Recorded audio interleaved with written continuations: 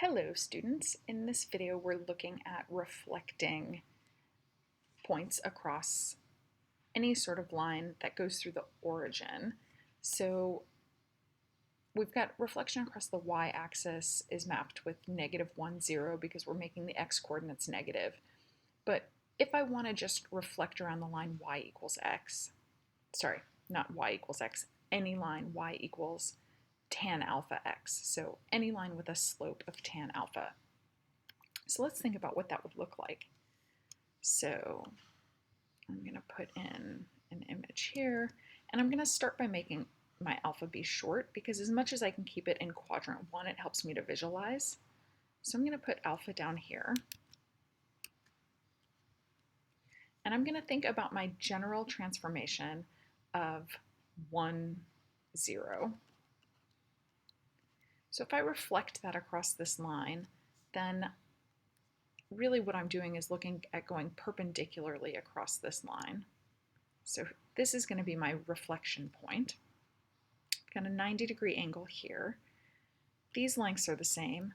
These lengths are the same. So clearly this hypotenuse length must be the same, and it must be 1 because this length is 1.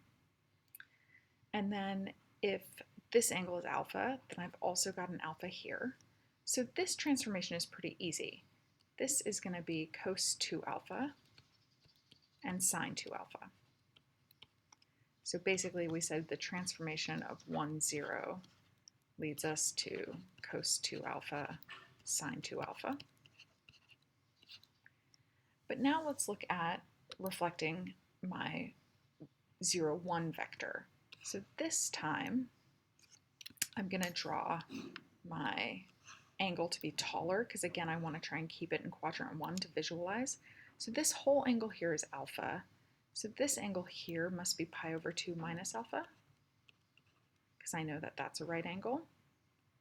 So if I take my point 0, 1 and then do the same thing, make a perpendicular reflection. So that looks sort of perpendicular. So here's my point that I'm looking for. So again, this angle was alpha. If I make a right triangle now with my x-axis, so these two triangles are similar. So this angle must be pi over 2 minus alpha, that small angle there, which means this angle here is going to be alpha, because the big one up to the black line was alpha, minus pi over 2 minus alpha from the symmetry of that little one. So that means that whole angle is going to be 2 alpha minus pi over 2. So then if we call that theta, these coordinates are going to be cos theta, sine theta. And then using my compound angle formulas, I can simplify. So I know that cosine of 2 alpha minus pi over 2, well, that's going to be the same as cos 2 alpha cos pi over 2, which is 0. And then I take the minus, make it a plus, because that's the way that the double angle or compound angle for cos works.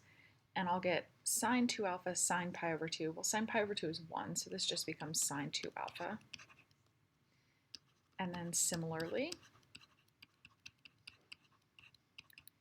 the compound angle for sine says sine 2 alpha cos pi over 2, so that's going to be 0, minus cos 2 alpha sine pi over 2, so that's going to be cos 2 alpha.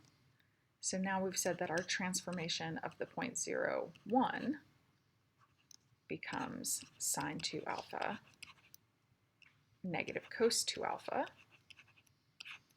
So then my whole transformation matrix,